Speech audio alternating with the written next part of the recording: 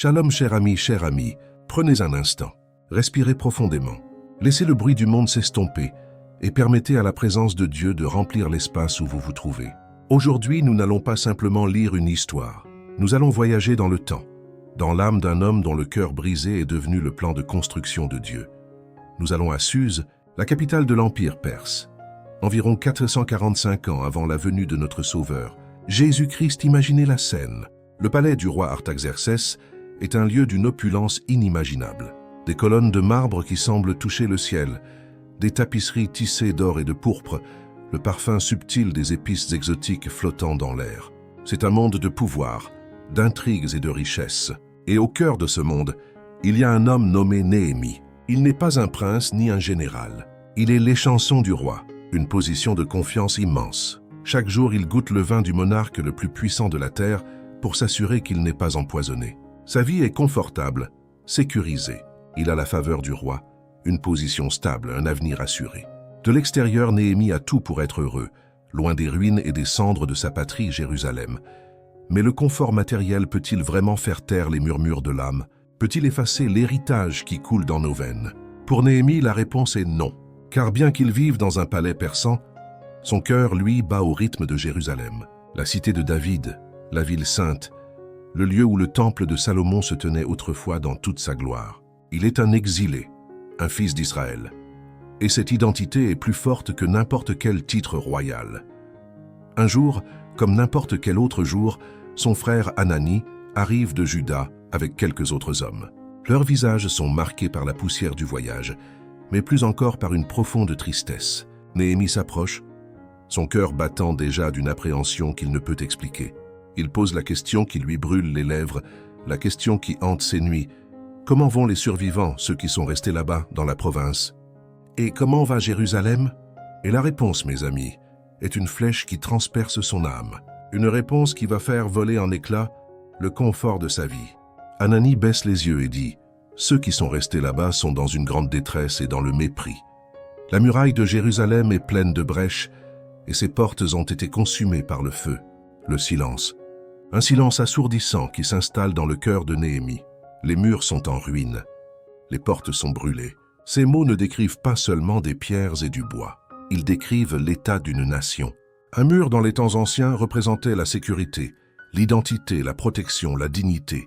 Un mur effondré signifiait la vulnérabilité, la honte, l'exposition constante au danger et au ridicule des ennemis.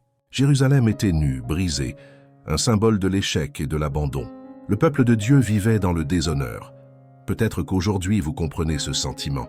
Peut-être que vous regardez les murs de votre propre vie et que vous ne voyez que des brèches. Les murs de votre famille, fissurés par les conflits et l'incompréhension. Les murs de vos finances, ébranlés par la crise et l'incertitude. Les murs de votre santé, affaiblis par la maladie ou la fatigue. Les murs de votre foi, érodés par le doute, la déception et le silence apparent de Dieu. Vous vous sentez exposé, vulnérable et peut-être même honteux, comme si tout le monde pouvait voir vos échecs, vos faiblesses. Vous vous sentez comme une ville sans murailles. La Bible nous dit que lorsque Néhémie entendit ces paroles, il s'assit, il pleura et il fut dans la désolation pendant plusieurs jours. Il a jeûné et prié devant le Dieu du ciel. Son premier réflexe n'a pas été de créer un plan, de rassembler une armée ou de demander des fonds. Son premier réflexe a été de se mettre à genoux. Sa première action a été de briser son propre cœur devant Dieu. Ses larmes n'étaient pas un signe de faiblesse. Elles étaient le langage d'un cœur qui se souciait profondément. Elles étaient une prière liquide, une intercession silencieuse qui montait vers le trône de la grâce. Dans la solitude de sa chambre, loin des regards de la cour, Néhémie a déversé son âme. Sa prière, rapportée dans le premier chapitre de son livre, est un chef-d'œuvre de foi et d'humilité. Il commence par adorer « Ô Éternel, Dieu du ciel, Dieu grand et redoutable ». Avant même de présenter sa requête, il reconnaît qui est Dieu. Il rappelle à son âme la grandeur, la puissance et la fidélité de celui à qui il s'adresse. Puis il confesse, et il ne confesse pas seulement les péchés du peuple, il s'inclut lui-même. « Nous avons péché contre toi. Moi et la maison de mon père, nous avons péché. » Il ne se place pas au-dessus des autres dans une posture de jugement, mais à leur côté, dans une posture de repentance. Il prend sur lui le fardeau de sa nation. Enfin, il rappelle à Dieu ses propres promesses. Il ne prie pas sur la base de son propre mérite, mais sur la base de l'alliance de Dieu. Souviens-toi de la parole que tu as prescrite à Moïse. C'est comme s'il disait « Seigneur, cette situation est un désastre, mais ce n'est pas la fin de l'histoire, car tu as fait une promesse. Tu as promis que même si nous étions dispersés jusqu'aux extrémités du monde, si nous revenions à toi, tu nous rassemblerais et nous ramènerais au lieu que tu as choisi pour y faire résider ton nom. » C'est là que le miracle commence, pas avec la première pierre posée sur le mur, mais avec la première larme versée sur le sol de Suse. Le miracle commence lorsque la douleur d'une situation devient un fardeau divin dans notre cœur. Dieu n'a pas simplement informé Néhémie d'un problème. Il a déposé le problème dans Néhémie. La tristesse de Dieu pour Jérusalem est devenue la tristesse de Néhémie. Le désir de Dieu de reconstruire est devenu le désir de Néhémie. L'histoire de Néhémie nous enseigne une vérité profonde et éternelle. Dieu commence souvent ses plus grandes œuvres de restauration, non pas par un tremblement de terre ou une voix venue du ciel, mais par un murmure dans le cœur d'une personne ordinaire et disponible. Il cherche un cœur qui est prêt à se briser pour les choses qui brisent le sien. Il cherche quelqu'un qui, au milieu de son confort, est prêt à être dérangé, à ressentir la douleur des autres et à transformer cette douleur en prière, puis cette prière en action. Aujourd'hui, alors que vous contemplez les ruines dans votre vie ou autour de vous, ne désespérez pas. Ne voyez pas seulement les pierres éparpillées et les portes brûlées. Regardez au-delà, car ces ruines pourraient bien être le chantier de votre destinée. Cette douleur que vous ressentez, ce fardeau qui pèse sur votre âme, pourrait être l'appel de Dieu. C'est le point de départ. C'est le sol fertile, où la semence d'un miracle est sur le point d'être plantée. La reconstruction ne commence pas avec la force de nos mains, mais avec la posture de nos genoux. Elle commence lorsque nous cessons de maudire les ténèbres et que nous devenons le genre de personne qui est prête à allumer une bougie. La première étape pour reconstruire ce qui est brisé n'est pas de chercher des solutions, mais de chercher la face de Dieu. C'est dans l'intimité de la prière et des larmes que naît la vision, que la force est renouvelée et que la stratégie divine est révélée. Votre cœur brisé n'est pas un signe de défaite, c'est le point de contact pour la puissance restauratrice de Dieu. La prière de Néhémie, ses larmes et son jeûne n'ont pas fait disparaître le problème par magie. Au contraire, ils l'ont rendu plus réel, plus lourd. Le fardeau pour Jérusalem n'était plus une simple information, c'était devenu sa mission, une flamme divine qui brûlait dans son âme. Mais entre le fardeau et l'accomplissement se dresse toujours un désert à traverser. Pour Néhémie, ce désert n'était pas fait de sable et de dunes, mais de jours qui se transformaient en semaines, puis en mois. Le livre nous dit que c'est au mois de Kisleu qu'il a reçu la nouvelle, et c'est seulement au mois de Nisan, 4 mois plus tard, qu'il s'est présenté devant le roi. 4 mois, 120 jours. Imaginez cela, 120 jours à se lever chaque matin dans le luxe du palais persan, tout en portant les ruines de Jérusalem dans son cœur, 120 jours à servir le vin au roi, le sourire aux lèvres, alors que son esprit était à des milliers de kilomètres, arpentant les murailles brisées de sa patrie. Ce n'était pas un temps d'inaction, c'était un temps de gestation spirituelle. C'était son désert personnel. Le désert où Dieu nous isole pour nous former, où il teste la profondeur de notre engagement, où il transforme notre impulsion émotionnelle en une conviction inébranlable. Peut-être vivez-vous ce désert en ce moment même. Vous avez prié, vous avez pleuré devant Dieu pour une situation, mais le silence semble être sa seule réponse. Les jours passent et rien ne change. Le mur de votre problème est toujours aussi effondré. La porte de votre espoir semble toujours aussi calcinée. Vous vous demandez « Seigneur, m'as-tu entendu? Mon fardeau t'importe-t-il » Laissez-moi vous dire avec certitude, Dieu n'est jamais inactif dans le silence. Ce temps d'attente n'est pas une perte de temps. C'est un temps de préparation. Il ne prépare pas seulement la solution à votre problème. Il vous prépare, vous, pour la solution. Il forge en vous le caractère, la patience et la foi nécessaires pour la prochaine étape du voyage. Le jour est enfin arrivé. Néhémie se tenait devant le roi Artaxerxès, la coupe à la main. Mais ce jour-là, il ne pouvait plus cacher la tristesse qui pesait sur son âme. Son visage était le miroir de son cœur brisé. Et le roi, habitué à voir son serviteur de confiance joyeux, le remarqua. « Pourquoi as-tu mauvais visage? Tu n'es pourtant pas malade. Ce ne peut être qu'un chagrin de cœur. » Le sang de Néhémie a dû se glacer dans ses veines. Dans la cour perse, paraître triste devant le roi était un crime capital. C'était suggérer que le service du plus grand monarque du monde ne vous rendait pas heureux, un affront impardonnable. La Bible nous dit que Néhémie fut saisi d'une très grande peur. C'était la montagne de l'autorité humaine, la montagne de l'impossible, la montagne de la peur qui se dresse devant chaque destinée. Quelle est votre montagne aujourd'hui? Est-ce la peur de parler à votre patron de cette idée que Dieu a mise dans votre cœur? Est-ce la peur de commencer ce projet parce que vous craignez l'échec? Est-ce la peur d'avoir cette conversation difficile mais nécessaire avec un être cher? Est-ce la peur du diagnostic du médecin, du solde de votre compte en banque, de l'avenir de vos enfants? La peur est la tactique préférée de l'ennemi pour nous maintenir dans notre zone de confort loin du chantier de Dieu. Elle nous murmure « c'est trop risqué, c'est impossible ». Qui es-tu pour penser que tu peux faire une différence? Mais la foi, mes amis, n'est pas l'absence de peur. La foi est l'action malgré la peur. Néhémie avait peur, terriblement peur. Mais son fardeau était plus grand que sa peur. Sa vision était plus forte que son anxiété. Et au moment crucial, alors que le roi attendait une réponse, que fait Néhémie? Le verset 4 du chapitre 2 nous donne une des leçons de prière les plus puissantes de toute la Bible. Il dit « Je priais le Dieu des cieux ». Ce n'était pas une longue prière éloquente. C'était une prière silencieuse. Une flèche tirée de son cœur vers le trône de Dieu en une fraction de seconde. « Seigneur, aide-moi. Donne-moi les mots. Ouvre la voie. » C'est la prière que nous pouvons tous faire au milieu de nos batailles quotidiennes, dans une réunion, lors d'un appel téléphonique, au chevet d'un malade. Et Dieu a répondu. Le cœur du roi que Proverbe 21:1 nous dit être comme un cours d'eau dans la main de l'Éternel, a été incliné. La faveur divine a commencé à couler. Néhémie a tout expliqué. La ville de ses pères en ruine, sa tristesse, son désir de la reconstruire. Et le roi, au lieu de se mettre en colère, a posé une question remplie d'espoir. Combien de temps ton voyage durerait-il? Et quand seras-tu de retour? C'est là que nous voyons que le temps dans le désert n'a pas été vain. Néhémie était prêt. Sa prière était devenue un plan. Il n'a pas seulement déversé son émotion. Il avait réfléchi, calculé, anticipé.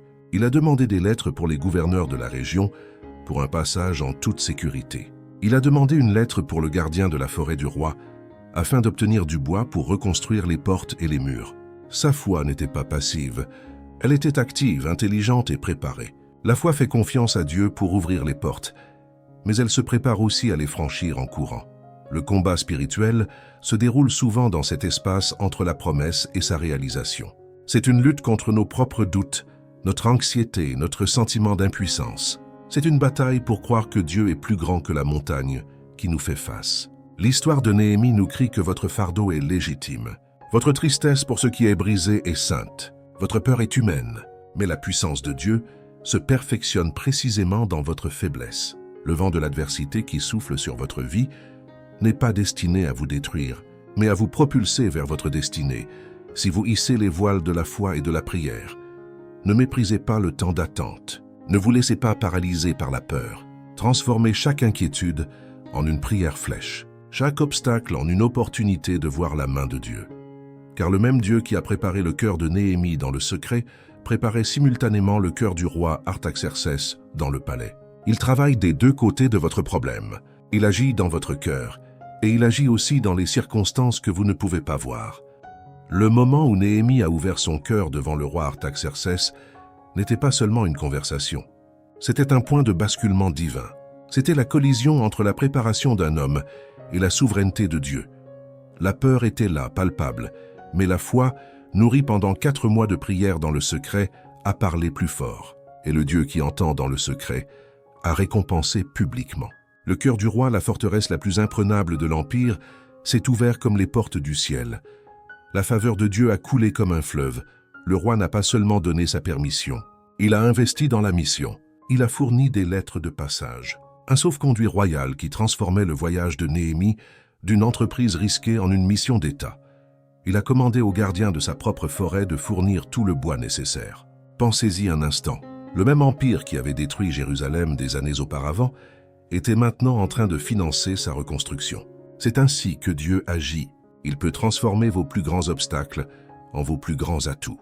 Il peut utiliser les systèmes mêmes qui semblaient vous opprimer pour vous propulser vers votre destinée. Le Dieu du ciel a transformé la peur en faveur. Le Dieu du ciel a changé la tristesse en stratégie. Le Dieu du ciel a fait d'un serviteur un bâtisseur. Le voyage jusqu'à Jérusalem fut long, Mais chaque pas était une confirmation de la promesse. Et puis, il est arrivé. Il s'est tenu là, contemplant ce qui restait de la cité de David. Les rapports n'avaient pas menti. La désolation était encore plus grande en personne. Des tas de décombres là où se tenaient des maisons, des pierres noircies par le feu, et les brèches dans la muraille, béantes comme des blessures ouvertes, exposant la ville à la honte et au danger. Devant un tel spectacle, le découragement aurait pu facilement s'installer. Mais Néhémie n'a pas vu seulement des ruines. Il a vu un potentiel. Il n'a pas vu un cimetière. Il a vu un chantier de construction. Pendant 3 jours, il est resté silencieux, observant, priant. Puis au cœur de la nuit, tandis que la ville dormait, il s'est levé. Seul, sans en parler à personne, il a enfourché sa monture et a fait le tour des murailles en ruine. C'était son inspection secrète, son moment d'intimité avec le projet de Dieu. Dans l'obscurité, loin des voix du doute et du pessimisme, il a évalué l'ampleur de la tâche, non pas avec des yeux humains, mais avec les yeux de la foi.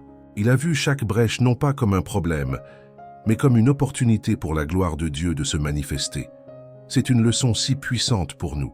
Avant de partager votre vision avec le monde, partagez-la avec Dieu dans le secret de la nuit. Faites le tour de vos problèmes avec lui. Laissez-le vous montrer sa stratégie. Laissez-le transformer votre perception de l'obstacle.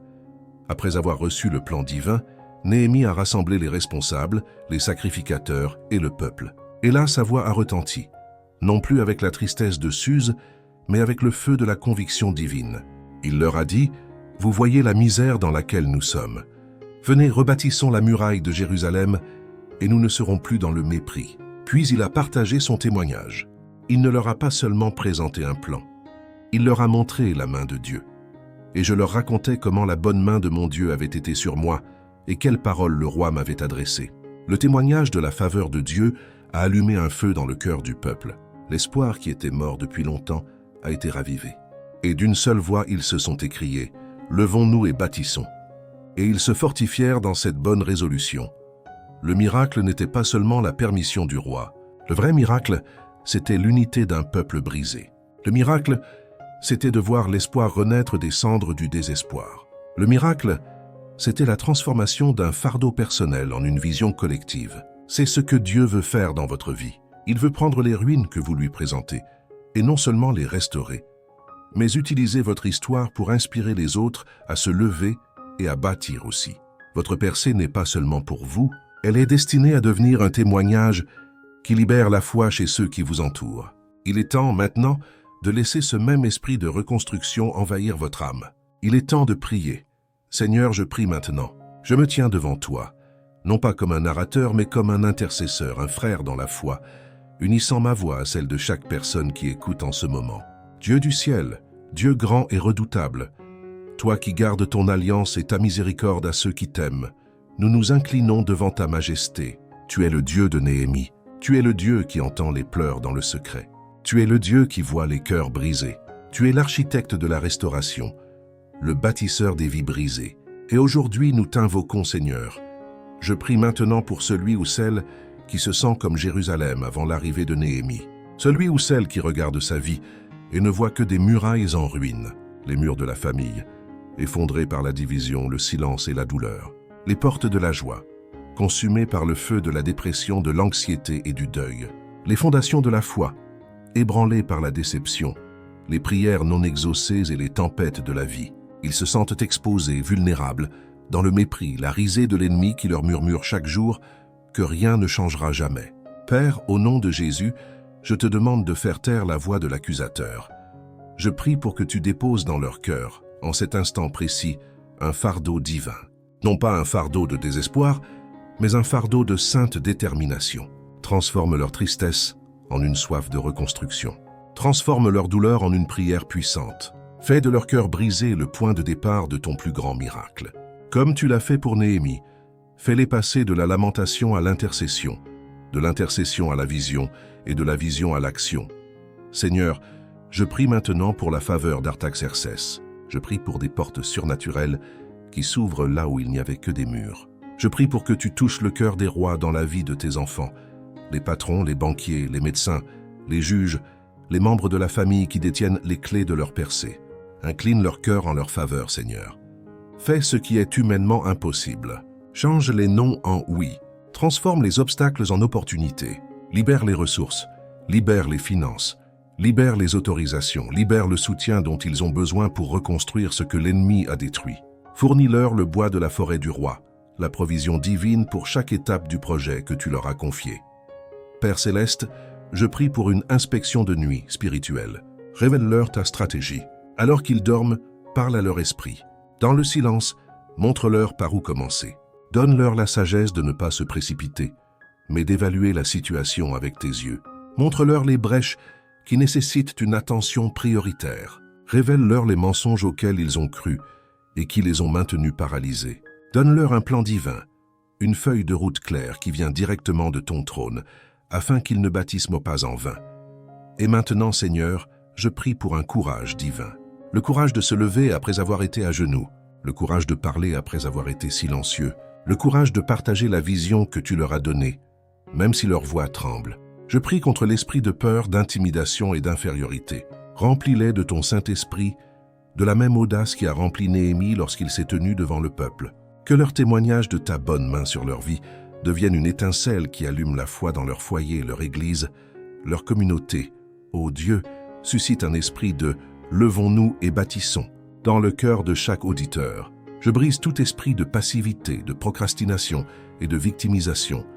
Au nom puissant de Jésus, je déclare qu'ils ne sont pas définis par leur ruine, mais par leur Rédempteur. Je déclare qu'ils ne sont pas des victimes, mais des bâtisseurs appelés par le Roi des Rois. Je déclare que le temps du mépris est terminé et que le temps de la reconstruction a commencé. Que l'unité remplace la division dans leurs relations. Que la collaboration remplace la compétition dans leurs équipes. Rassemble les bonnes personnes autour d'eux, des frères et sœurs qui les soutiendront, les encourageront et travailleront à leur côté pour voir ta volonté s'accomplir. Seigneur, nous te remercions. Nous te remercions parce que tu n'es pas un Dieu qui se contente de pointer les problèmes. Tu es un Dieu qui donne des solutions. Tu n'es pas un Dieu qui abandonne ses enfants dans les décombres. Tu es un Dieu qui descend, qui restaure, qui reconstruit, qui fait toutes choses nouvelles. Nous plaçons chaque mur brisé, chaque porte brûlée, chaque rêve en ruine entre tes mains de maître bâtisseur. Nous nous confions en toi, non pas en notre propre force, mais en la puissance de ton esprit qui est à l'œuvre en nous. Commence le travail, Seigneur. Commence-le maintenant. Nous sommes prêts. Nous nous levons et nous nous préparons à bâtir avec toi, au nom glorieux et puissant de Jésus-Christ. Amen. La prière que nous venons de partager n'était pas simplement un ensemble de mots. C'était une déclaration de foi, un acte de guerre spirituelle contre le découragement et la désolation. Mais maintenant, je veux prendre un moment pour mettre l'histoire de Néhémie de côté et parler de vous. Oui, vous qui avez écouté jusqu'à présent, vous n'êtes pas arrivé ici par hasard. Votre présence en cet instant est une rendez-vous divin. L'Esprit de Dieu a orchestré ce moment parce qu'il veut vous parler personnellement de vos propres murailles. Pendant que nous parlions des ruines de Jérusalem, quelle image est venue à votre esprit? Quelle est la Jérusalem de votre cœur? Peut-être que ce n'est pas une ville de pierre, mais un rêve brisé, une promesse qui tarde, une relation qui s'est effondrée. Peut-être que les brèches dans la muraille sont les zones de votre vie où vous vous sentez le plus faible, le plus exposé. Cette dépendance dont vous n'arrivez pas à vous défaire. Cette blessure du passé qui refuse de cicatriser. Cette solitude qui semble crier plus fort dans le silence de la nuit. Et les portes consumées par le feu, ce sont peut-être les opportunités que vous avez manquées. La joie qui vous a été volée, l'espoir qui s'est consumé dans le feu des épreuves. Je veux que vous sachiez que Dieu voit chacune de ces ruines. Et tout comme il a ressenti de la compassion pour Jérusalem, il ressent une compassion infiniment plus grande pour vous. Votre douleur touche son cœur. Votre soupir est une prière qu'il entend. Il n'est pas un Dieu distant qui observe votre lutte de loin. Il est le Dieu qui, en Jésus-Christ, est descendu dans les ruines de notre humanité pour commencer la plus grande œuvre de reconstruction de tous les temps. Pensez à la période d'attente de Néhémie, ces 4 mois de silence apparent. Avez-vous l'impression d'être dans cette saison? Une saison où vous priez, mais où le ciel semble de bronze. Une saison où vous portez un fardeau, mais où aucune porte ne s'ouvre. S'il vous plaît, ne confondez pas le silence de Dieu avec son absence. C'est dans ce silence qu'il forge votre caractère. C'est là qu'il vous apprend à dépendre de lui seul. C'est là qu'il transforme votre impatience en persévérance. Votre moment Artaxerxès arrive. Le jour où la faveur de Dieu se manifestera de manière si soudaine et si puissante que vous saurez sans l'ombre d'un doute que c'est sa main qui a agi. Le voyage de reconstruction n'est jamais facile. L'histoire de Néhémie nous montre qu'il a dû faire face à l'opposition, à la moquerie et au découragement. Et vous aussi, vous ferez face à des voix qui vous diront d'abandonner. La voix de l'ennemi qui vous rappellera vos échecs passés. La voix de certaines personnes qui se moqueront de votre foi. Et parfois, la voix la plus forte sera celle de votre propre doute intérieur. Mais écoutez-moi bien. La bonne main de Dieu qui était sur Néhémie est aussi sur vous aujourd'hui, si vous avez mis votre confiance en Jésus-Christ. Vous n'êtes pas seul dans ce projet. Le Saint-Esprit est le maître d'œuvre. Il est à vos côtés, vous guidant, vous fortifiant, vous donnant la sagesse pour poser une pierre après l'autre. Maintenant, j'aimerais vous inviter à faire de cet espace un lieu de témoignage et d'encouragement. L'espace des commentaires ci-dessous n'est pas juste un forum, c'est notre muraille virtuelle. Un lieu où nous pouvons nous lever et bâtir ensemble. J'aimerais vous poser une question, et je vous encourage à répondre avec votre cœur. Qu'est-ce que Dieu vous a dit aujourd'hui à travers l'histoire de Néhémie? Quelle est la première pierre qu'il vous appelle à poser pour commencer la reconstruction dans votre vie? Peut-être que pour vous, la première pierre est simplement de pardonner à quelqu'un. Pour un autre, ce sera de prendre ce rendez-vous que vous repoussez depuis si longtemps. Pour un autre encore, ce sera d'ouvrir votre Bible pour la première fois depuis des mois, ou de partager votre fardeau avec un ami de confiance. Quelle que soit cette première étape, aussi petite soit-elle, partagez-la. Votre témoignage pourrait être le cri de ralliement dont quelqu'un d'autre a besoin pour se lever et bâtir aussi. Lisons les commentaires les uns des autres et prions les uns pour les autres. Devenons une communauté de bâtisseurs. Et maintenant, permettez-moi de vous faire une invitation, non pas par obligation, mais comme une étape naturelle de notre voyage ensemble. Si ce message a touché votre cœur, si vous avez senti la présence de Dieu vous parler, je vous invite à vous abonner à notre chaîne et à partager cette prière. Voyez cet acte non pas comme un simple clic, mais comme une déclaration de foi. En vous abonnant, vous dites « Seigneur, je veux continuer à bâtir avec toi. Je veux nourrir ma foi. Je veux faire partie de cette communauté. » Et en partageant cette vidéo, vous devenez vous-même un Néhémie pour quelqu'un d'autre. Pensez à cette personne que le Saint-Esprit met peut-être sur votre cœur en ce moment même. Quelqu'un qui vit au milieu de ses propres ruines, se sentant oublié et sans espoir. Votre partage pourrait être la nouvelle que cette personne attendait. Ce pourrait être le message qui ravive la flamme de sa foi. Dieu peut vous utiliser comme un instrument de bénédiction. Ne sous-estimez jamais la puissance d'une prière partagée. Vous pourriez être l'envoyé de Dieu qui apporte les lettres du roi et les matériaux de construction spirituelle à quelqu'un qui est sur le point d'abandonner. Soyez remplis de foi et de gratitude. Remerciez Dieu, non seulement pour ce qu'il a fait, mais pour ce qu'il est sur le point de faire. Commencez à le remercier pour la restauration de vos murailles, même si vous ne voyez encore que des décombres. La foi, c'est appeler à l'existence les choses qui ne sont pas encore. Marchez avec l'assurance que vous n'êtes pas un citoyen d'une ville en ruine. Vous êtes un enfant du roi, un ambassadeur du ciel, et vous avez reçu la mission et l'autorité de reconstruire, de restaurer et de renouveler tout cela pour sa gloire. Le travail a commencé, la percée est en chemin. Tenez bon, Père éternel, Dieu de l'Alliance, nous voici au terme de cette histoire, mais au commencement d'une nouvelle saison pour ton enfant qui écoute. Nous ne terminons pas simplement une narration, nous scellons une parole prophétique dans les cieux et sur la terre. Le même esprit qui a soufflé sur Néhémie à Suse, qui lui a donné la vision dans la nuit.